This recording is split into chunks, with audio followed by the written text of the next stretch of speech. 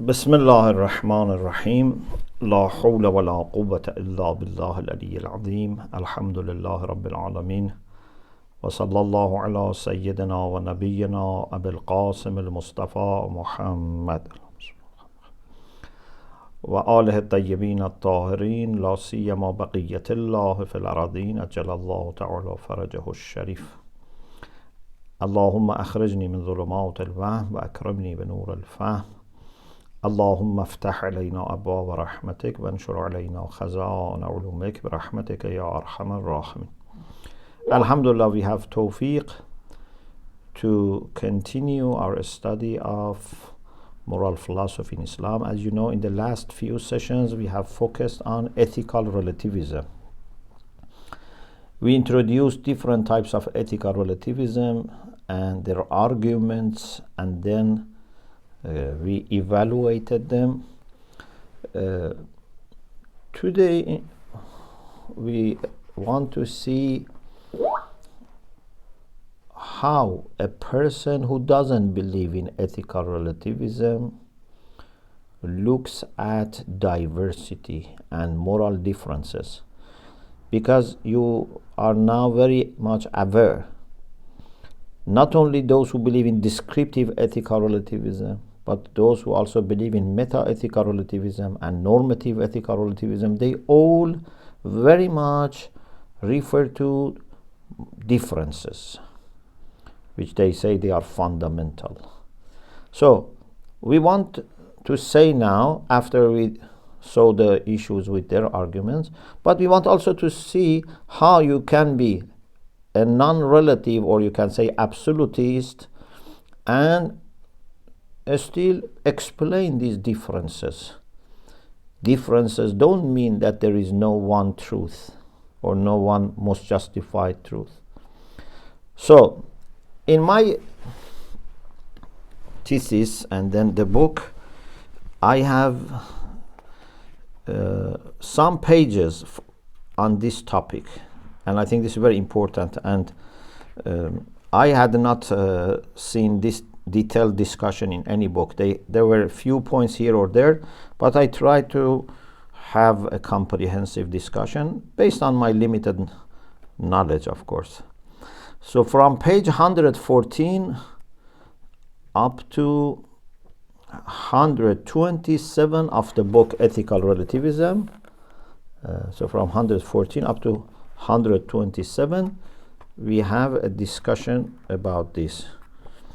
And of course, the last part from 125 is a summary of the whole chapter, including this part.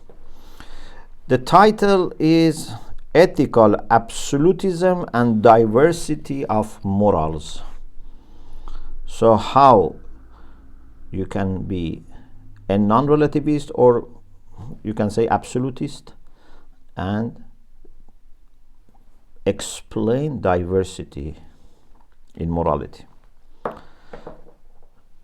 So I say, unlike relativists, you have the text, yeah? If you can share it on the screen so everyone can see the text also.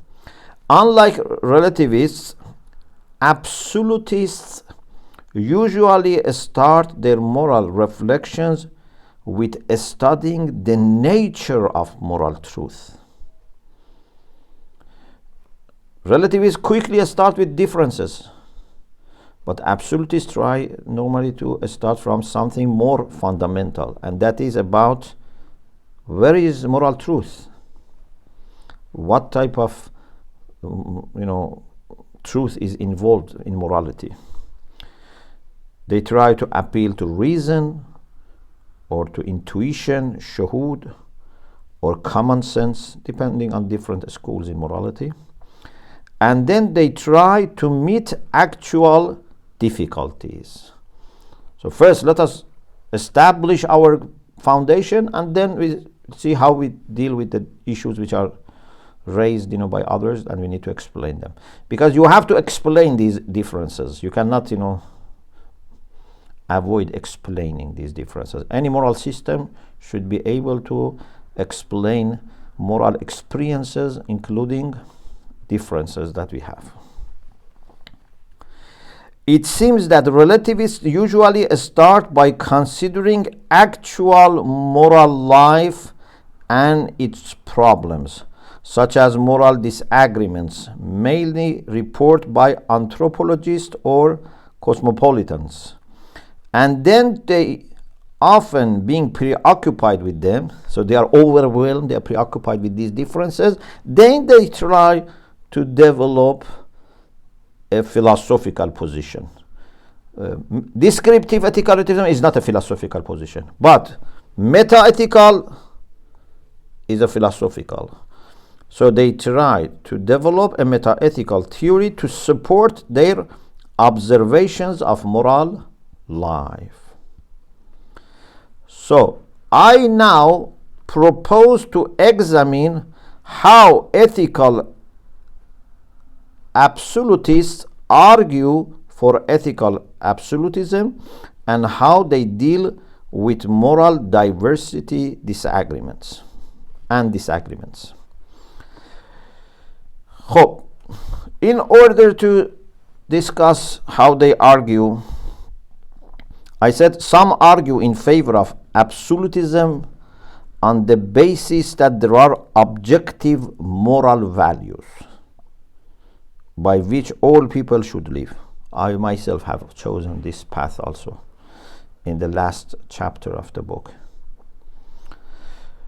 So it has been suggested, I referred to a book which is a contemporary book published in 1996, that the most telling argument against moral relativism would be a convincing defense of moral realism. Because if you can show that moral realism is true, then there is no ground for ethical relativism. The common point to all forms of moral realism is that there are moral facts. These facts are independent of moral judgments. No matter what people judge or think about them, they are there. And they are independent also of what individuals or societies believe. These facts are the same for all people. Of course, there are different views among moral realists about the nature and content of moral facts. They have different technical discussions about this. So, this is one way. Others might argue in favor of moral absolutism without holding that there are objective and moral values, but arguing that intersubjectivity gives certain moral values universal validity. So I wanted to say that even those who are subjective, have chosen subjective approach, they may say this subjectivity is not varying from one person to another person. This subjectivity is shared between us. The same subjectivity that I have and you have. For example, someone may say beauty is subjective, but it's not that we have different understanding of beauty. You see, most of people share the same understanding of beauty.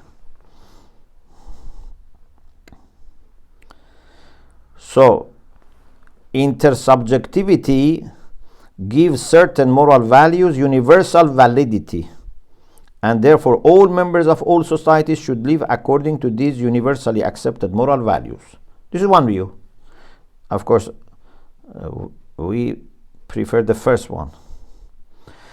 The issue of objectivism should be discussed seriously, and in the final chapter I shall argue for my own position about the subject.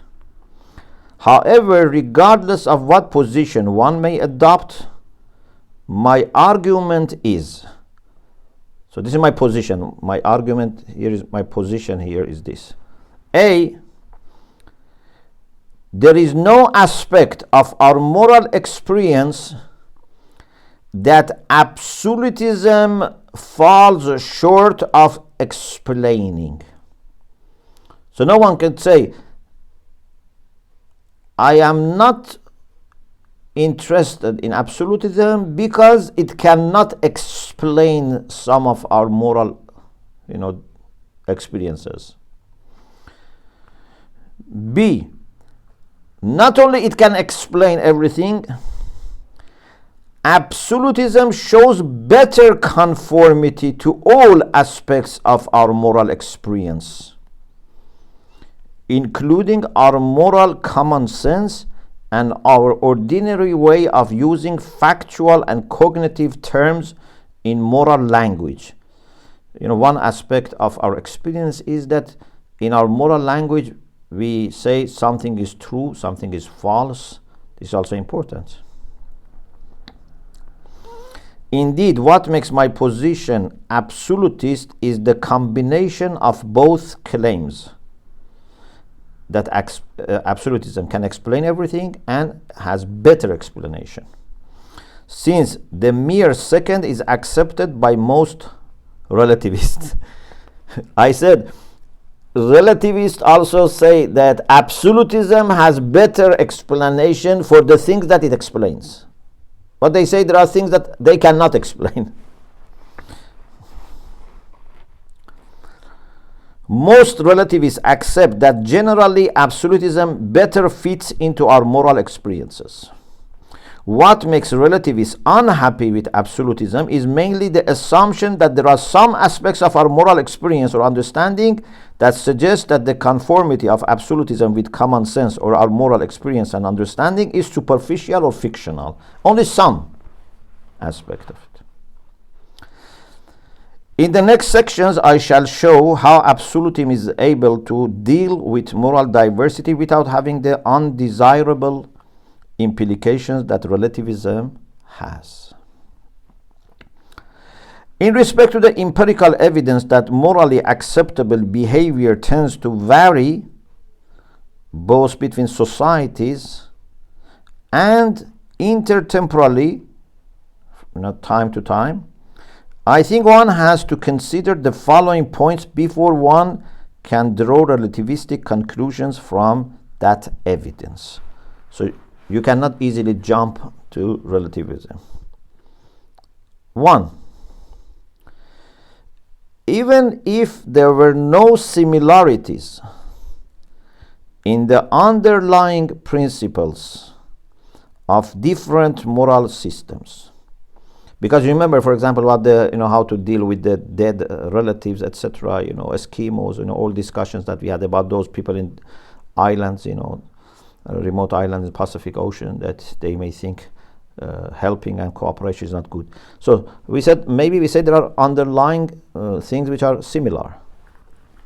Yeah, but even if there were no similarities in the underlying principles of different moral systems, and there were no disagreements over non-moral facts, because sometimes disagreements are because of non-moral facts, and therefore these disagreements are not ethically important.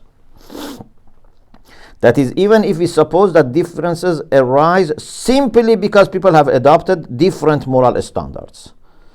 So we dismiss the chance that it was because something outside morality. Because if it's outside morality, then it's not supporting relativism. So I want to make it very good for relativism. I say, suppose there is no underlying moral factor. Suppose that non-moral factors were not different. So I want to make it good for them. One cannot justifiably conclude that all alternative adopted standards or some of them must be true. So if we have worst case, that they are fundamentally different, no underlying commonality, and all the non-moral facts are also the same, but still they have different morality, you cannot argue for this claim that therefore alternative ideas and moralities could be true. One cannot justifiably conclude that all or some, all alternative adopted standards or some of them must be true. As I indicated, In the discussion about descriptive relativism and about the second argument for meta-ethical relativism, one cannot argue from what is believed to be morally right for what should be believed to be so. From actual belief of people, you cannot argue for what should be believed. 2. There are important moral similarities across cultures. There are at least some moral principles or standards that seem to be universally acceptable. Examination of what seems to be a dramatic difference between cultures, if you really examine them, this shows that cultures do not differ as much as it appears. For example, all rational human beings agree that it is wrong to torture people for fun. Yeah? Some people, for example, may say it is wrong to torture people except when, for example, security of the country is, at risk. Some people may say that when security of the country is at risk, you may, be able to torture. For example, someone has put a bomb somewhere and many people may be killed, or I don't know, other things. And so some people may permit torture in some cases. Some may say, no, we always reject it. But I am saying all human beings agree that at least there are cases that torture is not permissible at all. All of them, even those who, for example, prefer security over human dignity. Like what? Like to torture people for fun. Yeah, this is the minimum. Certainly everyone says this is wrong. Even if we find in some part of the world a person who seems to torture for fun, we never doubt about the rightness of our judgment. Even seeing some people may do this, some people have been transformed, unfortunately, and lost their humanity. They may enjoy this, but we say this is wrong, and even people in that society would say this is wrong. What rather we might do is to seek to find what is wrong with the person who enjoys torture. We don't say, okay, that is good, my position is good, that position is good. No, we say, this is certainly wrong, and maybe this person is mentally, ill. Maybe this person has, serious issues. He's not a normal person. What rather we might do is to seek to find what is wrong with the person who enjoys torture. We would ask, isn't that person irrational? Isn't that person morally deficient? Or is there anyone who could deny that equal should be treated equally, or that the unnecessary destruction of value is wrong? These are some facts that everyone would accept. And then I mentioned the point that once in the class I mentioned that some people have found, based on their research, that there are values that cultures share, and some people even rationally argued for it. You remember about parents taking care of their children, children being kind to their parents, telling truth. I said these are the things that if they didn't exist everywhere, they couldn't continue, and they would cease to exist. In fact, some general moral standards have been empirically observed to apply across many societies, such as rules against murder and rules for taking care of children and educating the young. Some anthropologists and philosophers have introduced lists of such common rules. Spiro who is an anthropologist. He says, in short, my field studies. So he's not just someone who is a philosopher. To be a philosopher, of course, is not a problem, but right now we are making a factual claim based on field studies. In short, my field studies convince me that many motivational dispositions are culturally invariant. They don't change. And many cognitive orientations are so as well. So cognitive orientations and motivational dispositions. These invariant dispositions and orientations stem from pan-human biological and cultural constants mean those things which are similar and parts of our humanity. They are always there in us, and they comprise that universal human nature, which together with received anthropological opinion I had formerly in the past rejected. He says, I myself was rejecting this. I was saying this is something that is ethnocentric bias.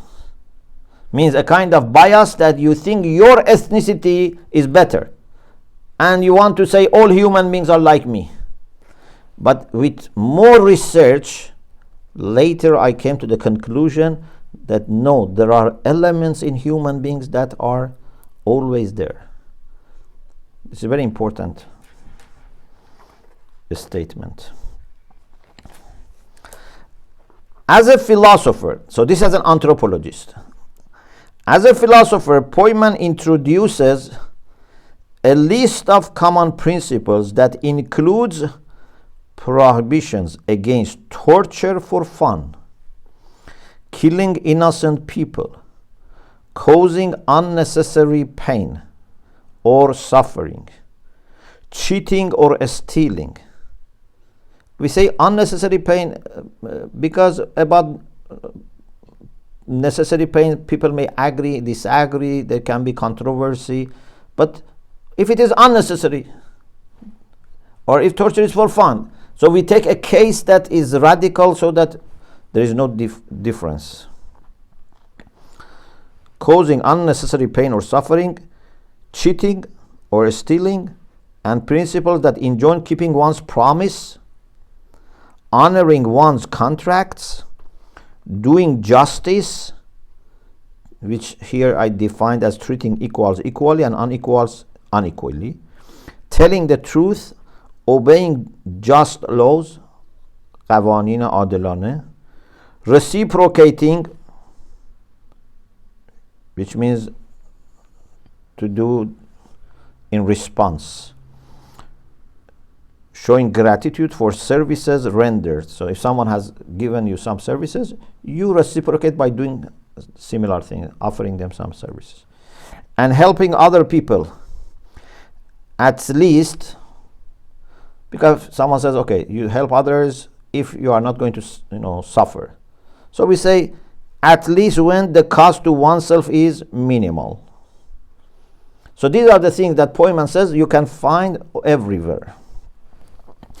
Besides the empirical data about the existence of similar general moral standards and principles, there is a rational ground to argue for the existence of such similarities.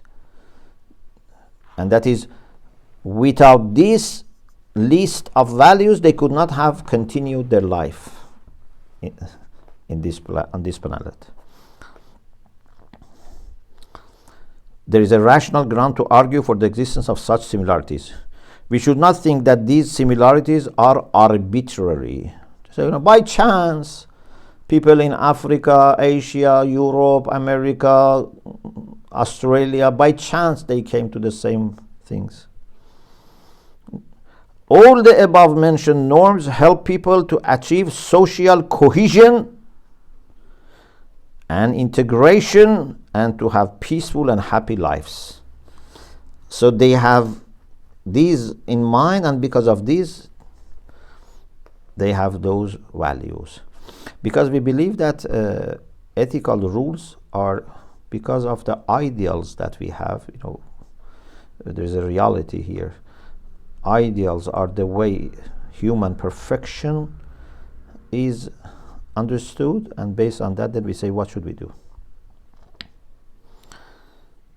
Those norms improve social interactions and solve, or at least decrease conflicts. It is not the case that all human societies have felt that they have been in need of morality as a set of guidelines to help them in achieving these goals. So isn't this the case that all of them have come to this conclusion? In this way, I agree with Poyman that those common principles are examples of core morality. If there is a core morality, these are examples of that. Core moral rules are like vitamins necessary for us, but different people may come to have them in different forms and combinations. Each of us needs certain quantities of vitamins, but in prescribing the necessary sorts of vitamins, we do not need to describe recipes of a specific foods or place settings. So you can, let's say, like food, like vitamins, people have different recipe, different combinations, but they agree on the core things that we need. Indeed, some moral requirements are so important that no society could survive either at all or, for the sake of ihtiyat, I said, at least in anything like its present situation. So maybe they could survive with a little number, for example, but they could not survive, at least in anything like its present situation, without them. Hence, I also agree with James Rachels that the following core values are common to all societies and are in fact necessary for any society to exist. A, we should care for children. If this is not there, parents don't look after their children, and then human children are so vulnerable that they die. They are not like animals that after a few days they can, take care of themselves. Our children need care for several years at least. Therefore, if parents didn't feel that they should look after them, they would have died. B, we should tell the truth.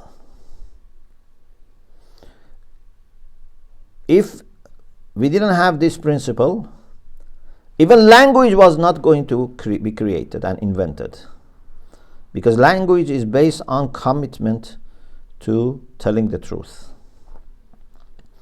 C, we should not murder. If murder was, okay, then people would have killed each other and finished. How could a group survive without valuing its young? Children. All cultural groups must be protective of their infants. Human infants cannot survive without help and care. A group's continued existence shows that this group must have cared for its young. Similarly, if a society does not place value on telling the truth, it would have found no way to communicate, and complex societies could not exist without regular communication. However, complex societies do exist, so there must be a presumption of truthfulness. Likewise, a society could not exist without prohibiting murder. The general theoretical point is that there are some universal moral rules for all societies, otherwise no society could survive. So I put it in a logical form. Of course, there may be differences in what each society regards as legitimate exceptions to those rules, or as conditions for their fulfillment. When we go to details, disagreements may, appear. But this disagreement has to be considered against a background of agreement on the larger issues, against a background of common outlines. The general agreed upon principles, indeed, outline all moral systems to a considerable extent. As I shall explain later, many of the differences arise from the ways in which different systems settle moral conflicts. You remember many times I said you can see the differences between systems in when they deal with conflicts and they want to prioritize. If there is no conflict and they don't need to prioritize, the list is almost the same. But when there is right of mother, right of child, then some say abortion is good, some say abortion is not good. This is when there is conflict and they have to prioritize. As I shall explain later, many of the differences arise from the ways in which different systems settle moral conflicts. Thus, I disagree with people such as Michael Walzer in his Interpretation and Social Criticism, who think, people like him and others similar to him, who think that these common principles or values tend to be trivial, مبتذل پیش پا افتاده, trivial, or extremely general. He wants to say these are not important, but these are very important, these are very fundamental. That once they take concrete form in different society, they vary significantly. He says, as soon as they want to take form, they become different. But we say no, these are very important and they remain very important. 3. The existence of moral differences and disagreements is compatible with the existence of general moral principles. There is no reason to think that if there is a fact, all people must be aware of it or agree about it. You remember we talked about this issue. For many centuries, people did not know that the earth is round. The history of science is full of the cases in which people either totally ignored some facts, they didn't know, or at least disagreed about them. Of course, the success of modern science in producing a remarkable degree of convergence of belief about the basic structure of the physical world has encouraged some people to overemphasize the difference between science and morality. In the past, even in science, there were lots of differences. So they were not that much saying science is better than morality. Morality has no objectivity, etc. But now some people have said that and hold a skepticism about the objectivity of moral judgments. The difference between science and morality does not change the fact that the existence of disagreements on any subject, whether it is empirical, etc., existence of disagreements on any subject does not disprove its objectivity. We cannot say because people disagree, there is no objectivity here. Indeed, it may be argued. Please listen very carefully to this part. I want to turn the argument against them. It may be argued that the existence of moral conflicts and controversies, the fact that there is different position, there are different positions, or even inside a person has, maybe hesitation how to decide. This supports that there is some moral objectivism. If something was really subjective, we didn't argue with each other. Yeah? If someone says, I love brown, another person says, I love blue, there is no way to argue. But why in akhlaq we so much argue for and against? This shows that we believe there is something beyond us and we want to discover it together.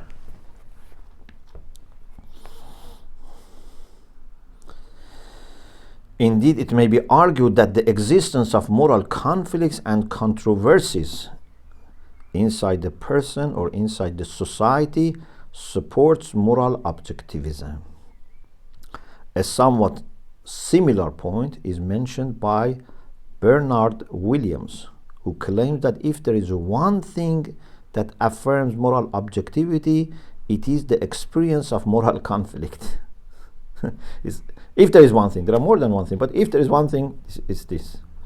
He says that there is nothing that one decently, honorably, or adequately can do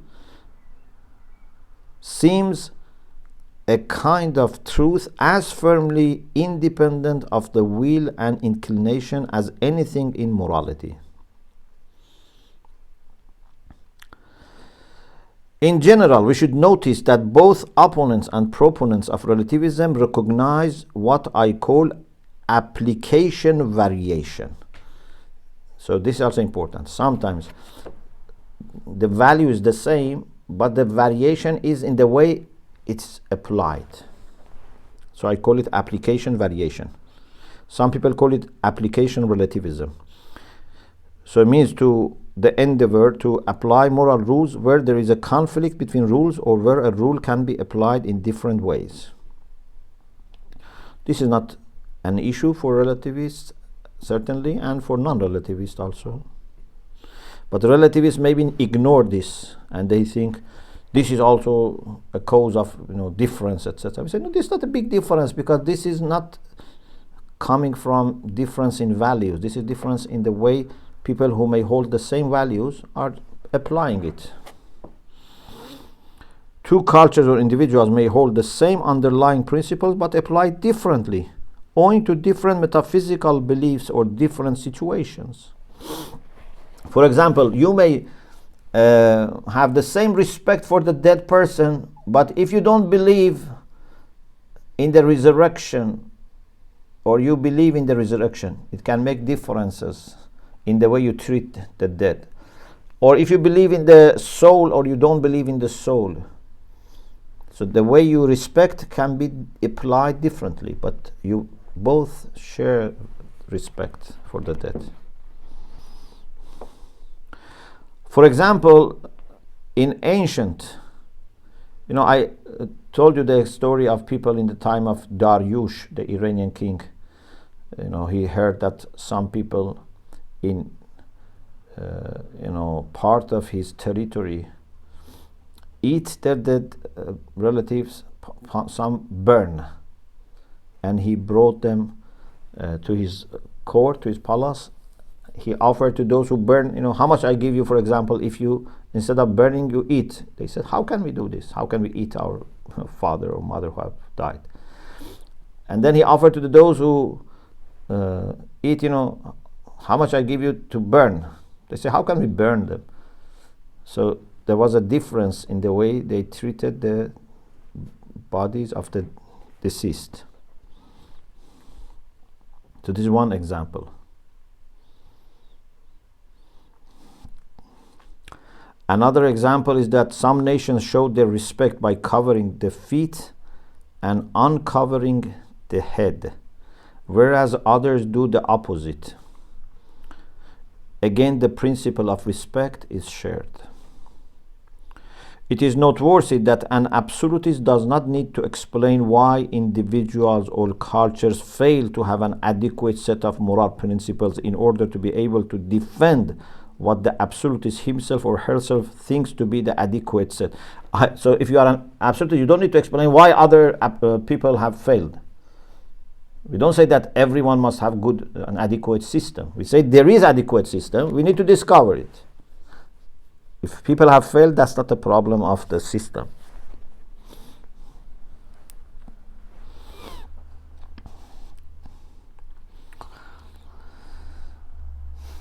However, as I shall try to explain below, there are various causes of failure to discover the adequate set of moral principles. So there is no need to be there, but I try to make it understandable why people may have failed to develop adequate moral system. And therefore have different moral views. what has caused them to have different moral views. According to non-relativism, cultures or forms of life can fail to exemplify an adequate moral unity in at least one of the following ways. At least one, maybe combination. A, some people are insufficiently intelligent. So we cannot expect from them to develop adequate moral system. Or too lazy to put moral principles or values in a hierarchy, and therefore they may not know or recognize what to do when the principles or values conflict. Although moral reasoning is possible for all human beings, it gets complicated when it goes into great detail. The same is with science. Why all human beings are not at the same level of science and technology? Not because there is no possibility for them, because either they were not given opportunity, or they didn't work hard, they didn't have that kind of intelligence that some other people had. Then they use intelligence of also other people, other nations, they managed to proceed. So there are lots of factors. You cannot say because there are differences in their advancement, so some people had no way to reach this. It was not available for them. It was not common or universal.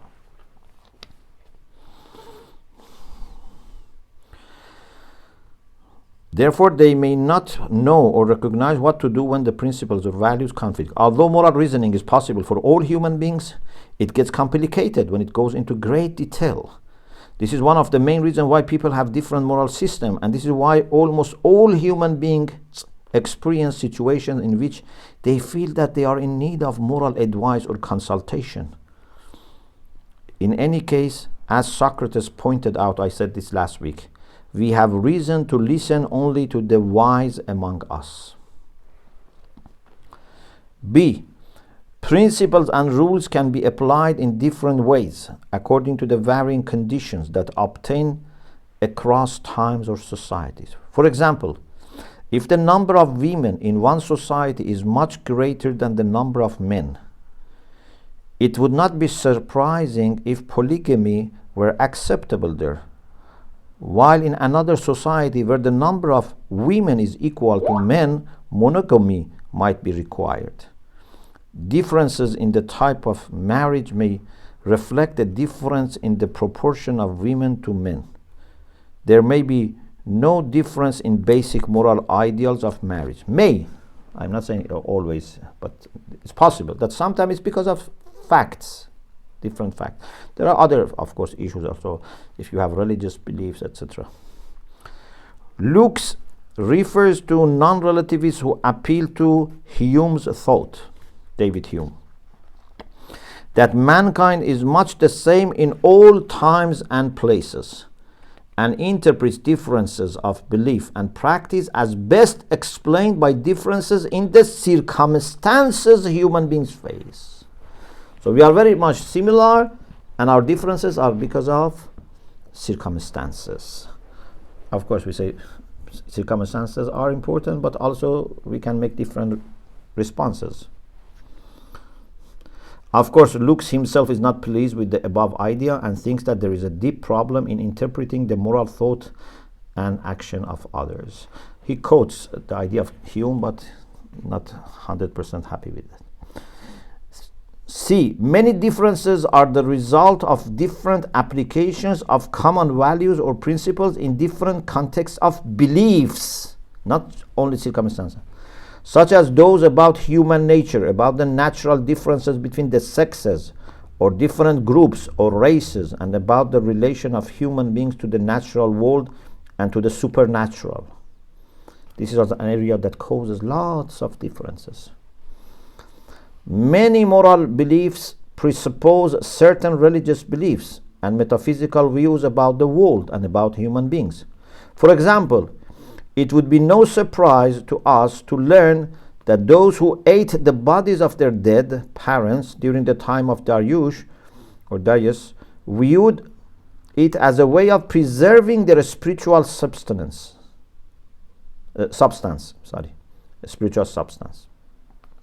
Another example concerns members of an African tribe who throw their deformed children into the river because they believe that such infants belong to, there is a god for the river that they call it, I don't know how they pronounce it, but something like hippopotamus, god of the river.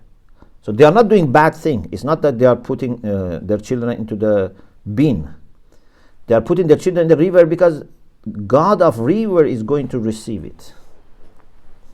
So if you don't consider their religious ideas, you think they are doing something very much against what we believe about,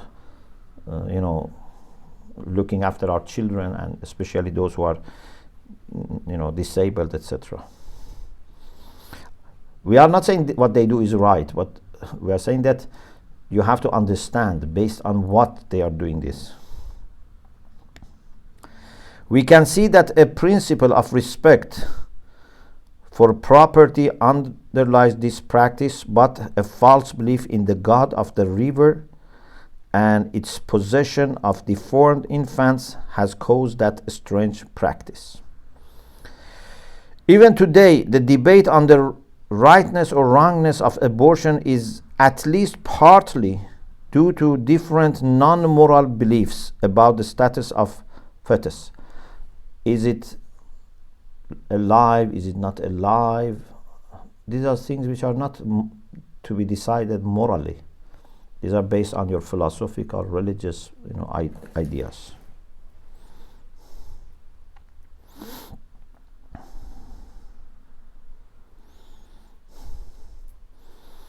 What really is in dispute is whether a fetus is a person or not, rather than whether it is right to kill a person. So they don't say it's a person. They say, no, when, in Manchester, University of Manchester, there was a professor, I don't know if he's still there or not, he was very famous in medical ethics, and he was coming from a Jewish background, but he was not a religious person. He was an atheist, secular, Jewish, just ethnicity was Jewish. He had the idea that the reason for prohibition of killing is because it causes pain,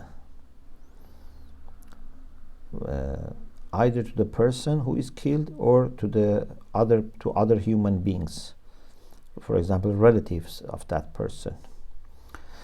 And then he was saying that for a child, either embryo or infant, the time they become aware of pain is when they speak. He says, before that, I am not sure they understand anything. So if a child or embryo has no understanding of pain, and there is no one else to suffer, for example, if you kill child of someone else, or abort embryo of someone else, that person would be in pain. So because of that person's pain, he was saying you shouldn't do it. But if it is, for example, your embryo and you have no pain, actually you have pain if you keep it, because that embryo doesn't have understanding, so it's okay. Even in newborn babies, from ethical perspective, he was saying it's okay, but legally, for example, maybe it's not. So he had very strange ideas because he didn't want to follow any religious ruling, etc., and he wanted just to base everything on his understanding of a person, and so the person is the one that is self-aware, and self-aware is when you have ability to talk. So this approach, this is not ethical, this is a philosophical approach, and about what we mean by a person. This can have impact on morality.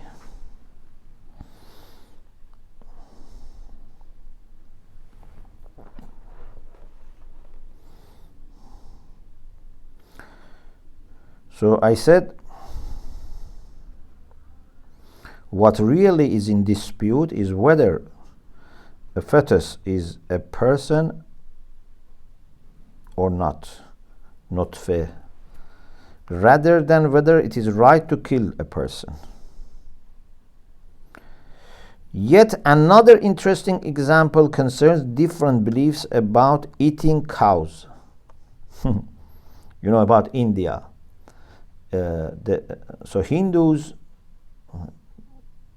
don't eat meat, don't, kill cows for, eating, etc. So let's have a look at this example. If we see a group of people who are poor and may face a shortage of food, yet refuse to eat or even touch cows, we should not conclude that their values are completely different from ours. Couldn't the reason for this apparent difference be the fact that they believe in a kind of reincarnation? Tanasukh. They may believe that after death, souls of men reside in bodies of cows. Rachel has put it in this way, I am using his words. The disagreement is not in our values that we should not eat grandma. We simply disagree about whether the cow is or could be grandma. So if you believe that your grandma has died and then now is in the cow, so you are not going to kill that cow. But whether my grandma is in the cow or not is an issue of belief. It's about, accepting or rejecting reincarnation. D. Sometimes people are under considerable stress, so it becomes too burdensome to live by moral principles. Those who fail to observe moral rules may try to find some excuses. If they have taken time, if they were, careful, they would have come to the same conclusion. But sometimes, people rush or, Those who fail to observe moral rules may try to find some excuses and justify their moral shortcomings by saying that it was not clear what they had to do or that there were different views and so forth. Gradually, they themselves may come to think that they are not really required to observe. When you don't want to do something, you may deny, and little by little, you may actually not understand it the same way.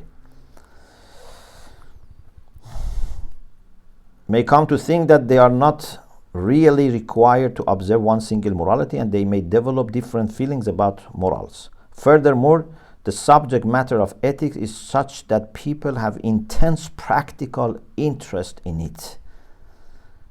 And surely this interest, that, for example, I have to tell the truth. I have to be honest. I have to be humble. I have to see that if someone else is better than me, I should give this position, for example, to that person. It's not easy.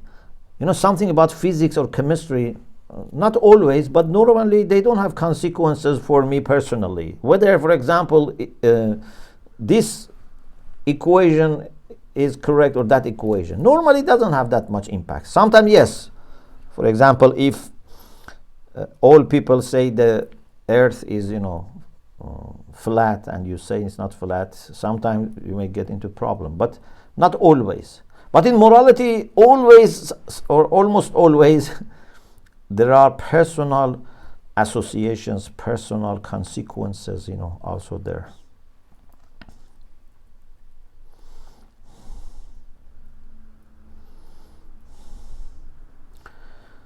So this interest engenders passions, produces passions that may obscure their moral judgments. So these are 4 things, but we said one or more of these things. So therefore, E is combination of the previous. And then there are some intolerable implications of denying universally valid moral standards and rules. if you deny, there are problems. I just read the heading. For example, A, uselessness of consulting the standards of others. Sometimes we see what others do about this problem and benefit from it. But if we say everyone should follow their own culture and values are formed by that culture and take their validity from culture, why I should consult others? B, implausibility of trying for moral reform. Moral reform doesn't make sense. You are doing something wrong. For this society, this is moral. For example, according to them, slavery is right for this society.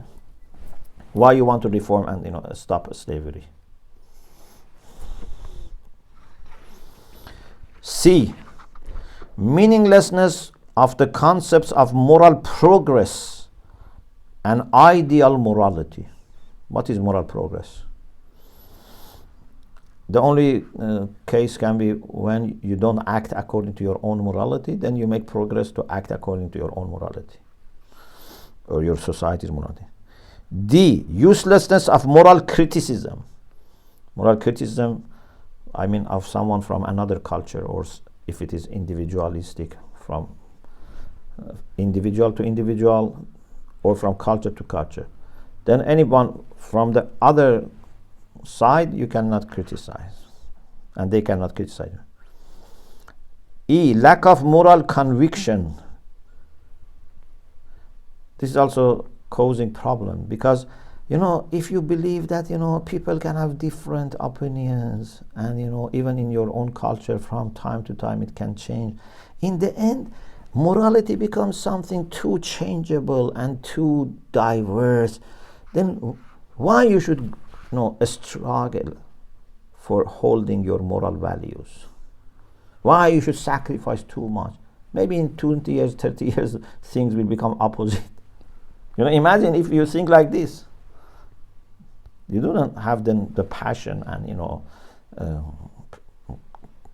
devotion to do sacrifice for morality.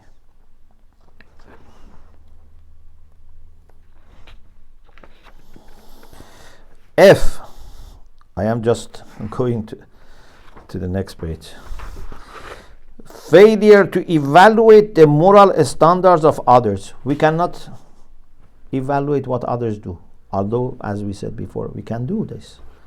We can see what other people are doing and say sometimes that it is wrong. Yes, we shouldn't interfere maybe sometime, and sometimes we should interfere. For example, if someone is killing another person who is innocent, we should stop. Sometimes we should not interfere. Depends on the situation, as we discussed. But we can pass judgments. So this is a brief account of what a non-relativist thinks about the reason for differences.